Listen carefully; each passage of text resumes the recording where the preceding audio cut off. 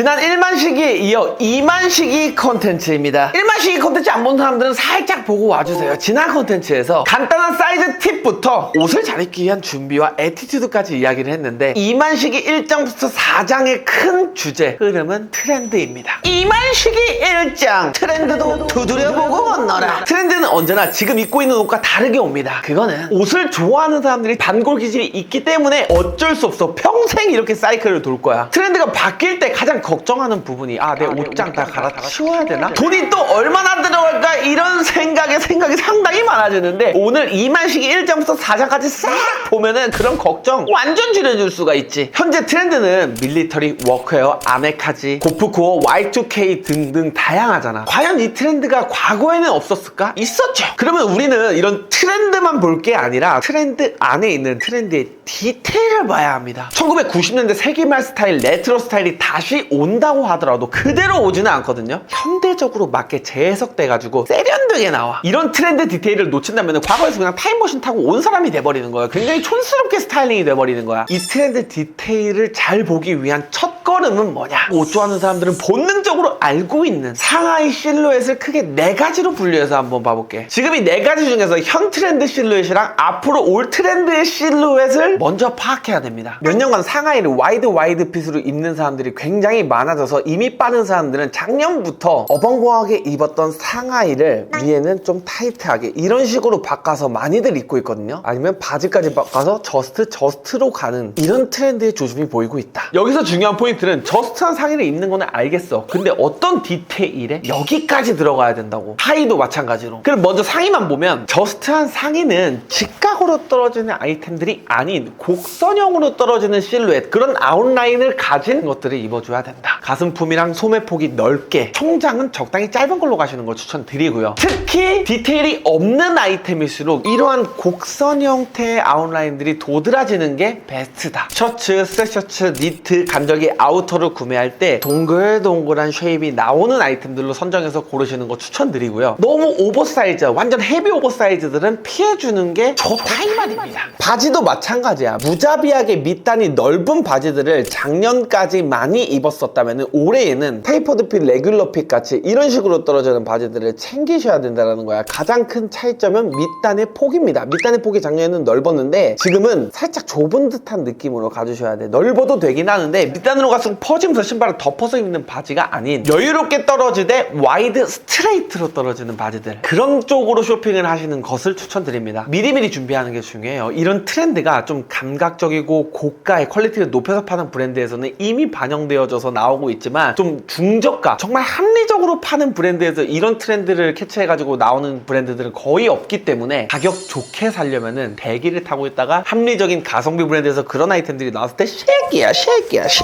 이런 식으로 들어가야지 그나마 선방했다라고 볼 수가 있는 거예요. 상하이를 매치했을 때 저스트한 핏이나 적당히 루즈한 핏으로 가되 댄디한 직선형 라인들은 빼라. 그런 시대는 언젠가 올 거야. 하지만 지금은 유려한 곡선을 가지고 있는 아이템들을 구매하시는 거 추천드립니다. 그리고 바지의 디테일을 더 이야기할 게 있는데 이거는 2만 시기 2장에서 얘기하도록 하겠습니다. 2만 시기 2장, 바지가 먼저냐 신발이 먼저냐? 80% 이상의 만시기들은 바지 핏에서 만식이 이미 뽀록이 납니다. 바지 핏을 단순히 와이드 핏, 레귤러 핏, 스키니 핏 이렇게 핏으로만 트렌드를 나누기에는 부족해요. 우리가 중요하게 봐야 될 거는 트렌드를 보는 게 아니라 트렌드의 디테일을 보는 거라고 이야기를 했잖아. 바지와 신발의 상관관계에 대해서 따져볼 건데 이거 이야기하기 전에 이 트렌드의 플로우에서 과연 바지 핏이 먼저일까? 신발 핏이 먼저일까? 거의 대부분의 사람들은 신발을 좋아해요. 옷을 좋아하기 이전에 신발을 좋아하는 사람들이 굉장히 많기 때문에 신발이 트렌드다라고 이야기하는 사람들이 있어. 하지만 내 생각은 달라. 바지 핏에 맞춰서 신발 트렌드가 온다라고 생각을 합니다. 그래서 신발 트렌드를 예측할 때 바지 핏을 먼저 생각하면은 다음에 어떤 신발들이 유행할지 그 쉐입이 결정이 돼요. 바지는 웬만하면 이 유행의 플로우 속에서 돌고 돌거든요. 간단하게 이야기해서 와이드 팬츠가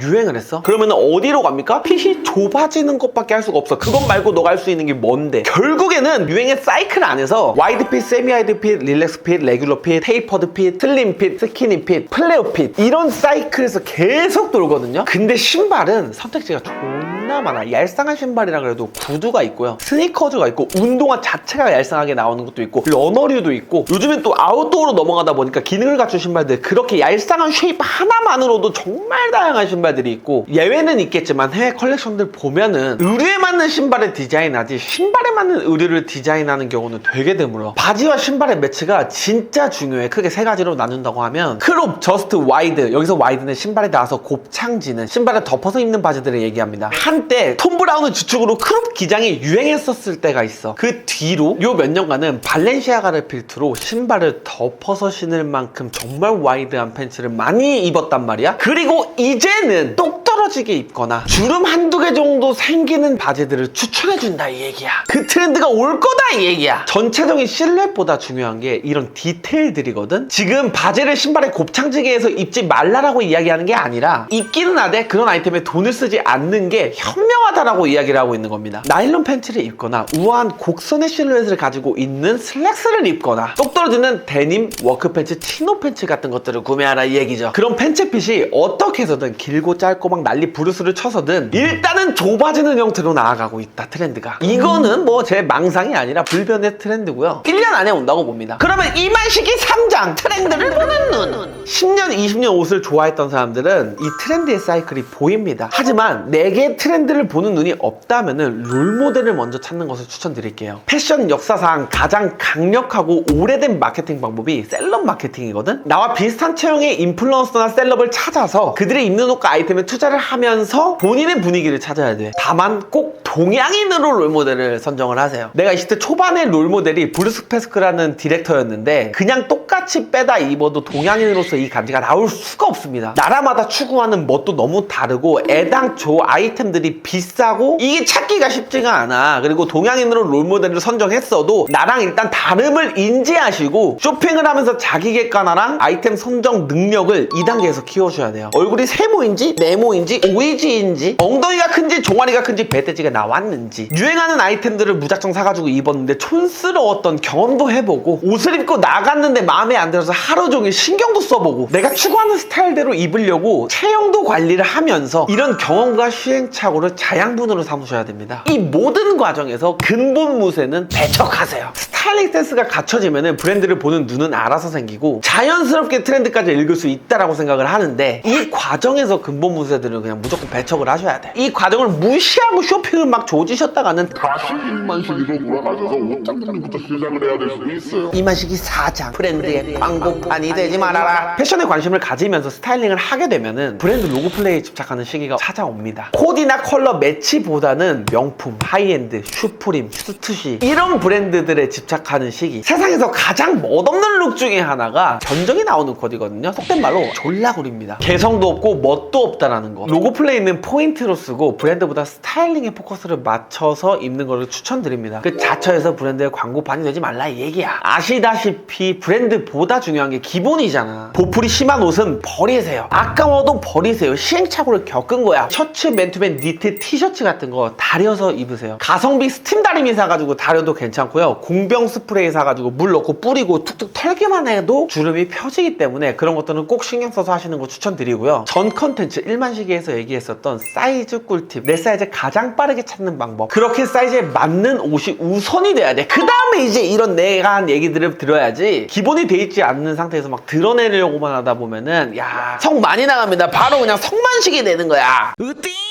여기까지가 이만식이 콘텐츠 부디 도움이 됐기를 바라며 그럼 이만 3만식이에서 뵙도록 하겠습니다. 새끼야. 뀨!